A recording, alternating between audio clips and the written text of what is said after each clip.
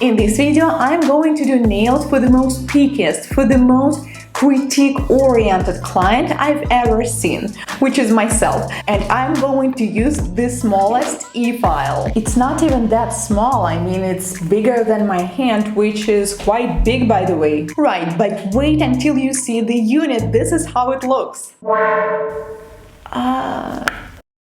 It's invisible? That's right, this entire electric nail file is just this handpiece. Let's try it. This is what I have now on my right hand. I had gel overlay. As you can see, it's still in a pretty good condition. I don't have any product lifting, so I think I'm not really going to take it off completely. I'm going to leave a little layer of the old product and do new extensions on top. I set the speed at 25,000 rotations per minute, forward mode, and using this carbide bit, I'm going to take it off. Keep in mind that I'm using my non-dominant hand for removal now and for extensions as well, so it is going to take some time. I forgot to mention that I have hard gel overlay on my nails. This is not soft gel or gel polish, and it seems like this electric nail file is running pretty smooth, but this carbide bit is simply not strong enough for this product.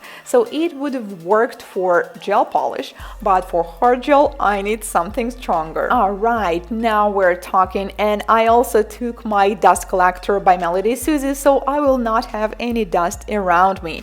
I'm using a blue abrasive carbide bit, and this one is definitely stronger, so it is going to take me less time to remove the product. And yes, this e-file is strong enough to remove hard gel. When I'm going to use it as the normal person with my dominant hand, I think I will go even faster, like 30k RPMs. I told you that I'm not going to remove the product completely, but this is so tricky when you're using your non-dominant hand. It's so hard to control this amount, so I will do my best, but I accidentally, on some nails, I still removed it completely. By the way, this is how my hand looks after product removal, and now let's see what else is in the kit. Melodysusie SP1 limited edition electric nail file, and this is it. Well, I mean, we have more supplies here, but there's no unit because you don't need it.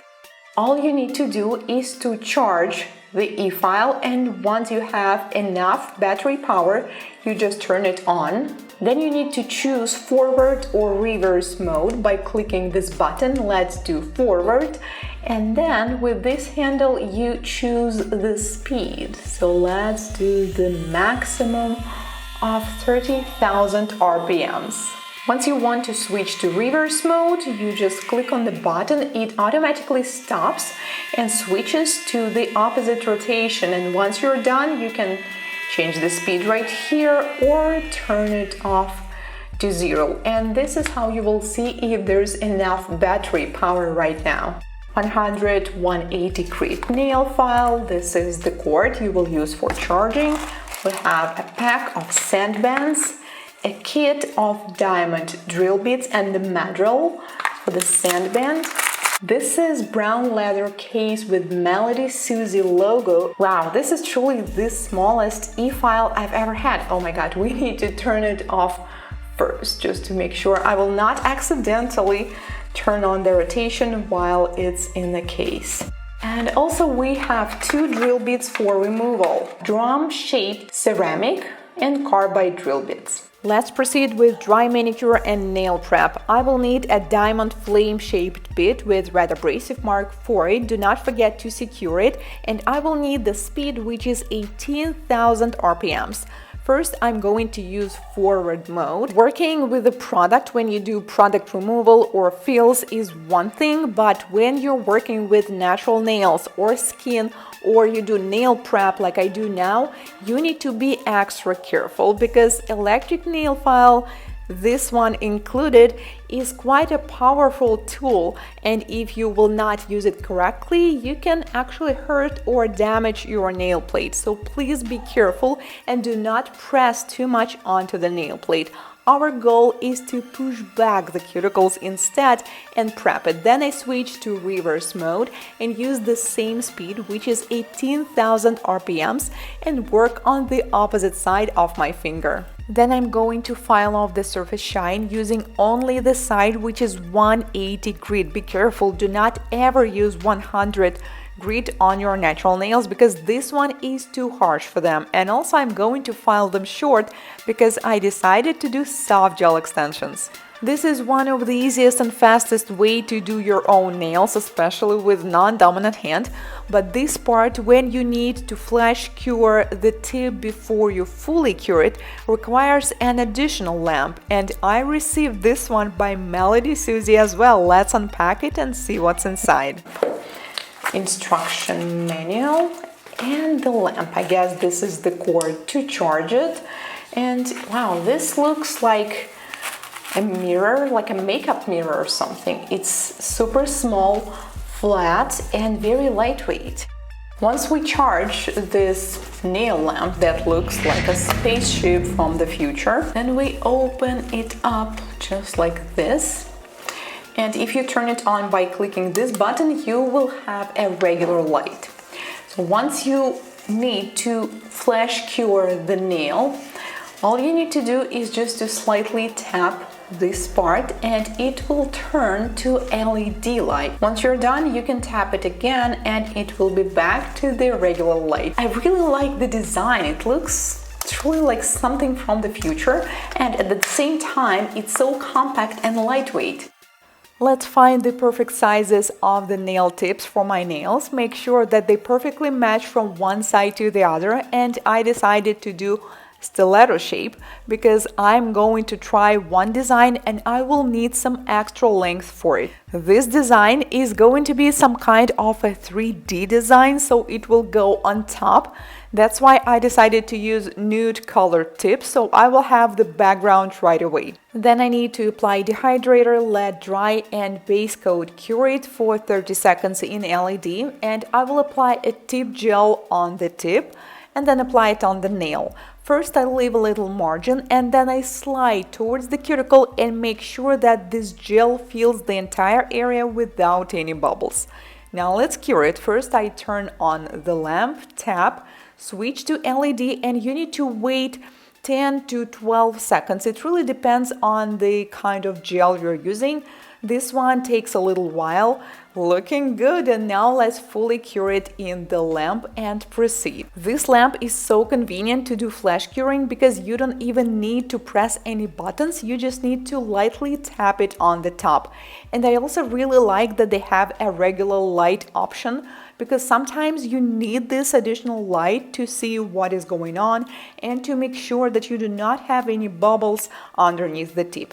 You can use it whether you're doing your own nails or your client's nails. You can definitely use it for flash curing anything else, such as crystals or some parts of your nail art, but do not forget to fully cure it in the regular lamp afterwards. Links to the equipment that I used today, which is electric nail file and this lamp, will be in the description box as usual. Meanwhile, I'm done with applying the tips and this is how they look. I really like this natural color and I'm also excited for the upcoming design. All I need to do is just to lightly file the free edge because honestly, I'm not sure if I'm ready for such a pointy nails, for such a sharp edge.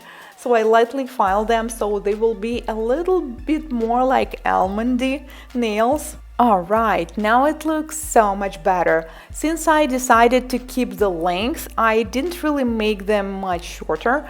I want to file off these numbers that we have underneath the tips. So I'm going to use the same bit I used for the cuticles, but keep in mind, when you use it for filing tips or any kind of products, they're going to become dull faster. To file off the number, all you need to do is to set electric nail file at speed around 18,000 rotations per minute and just carefully touch this area where we have the number. It happens pretty easily and quickly, but be careful, do not file off too much. nail art that I'm going to do will also require electric nail file because I'm going to do piercing on my nails. But I thought that it is going to look a little boring if we will have just piercing, so I added some stickers to make it look like tattoo and piercing. You know, honestly, I always wanted to do piercing on my body, but I was always afraid of needles, and also I thought, what if I don't like it like a year after? So piercing on my nails seems like a great alternative. First, I seal it with a glossy top coat and cure for 30 seconds in LED, and looks like I'm ready for this piercing procedure. First, we need to pick which nails would be the pierced ones. These are the accessories I'm going to use. Once I saw this really cool design where they had these two rings in one hole, so I thought it's going to look nice. I'm going to use a diamond bead. This one is from the kit, by the way, needle-shaped one. So I set the speed around 25,000 RPMs and we drill the hole right through. Depending on the size of the accessory you're going to use, you need to choose the size of the hole. Since I decided to use two rings, I will definitely need a bigger one. So I decided to proceed working from the opposite side until I reach the size that will perfectly fit my two rings. Well, these are not really rings, and the trickiest part was not installing them, it was actually catching this sphere and securing it back. So when you have long nails on your both hands, this can be quite a challenge. I thought that it's not going to be enough to have just one piercing, so I'm doing another one in this nail. But in this one, I decided to install just one.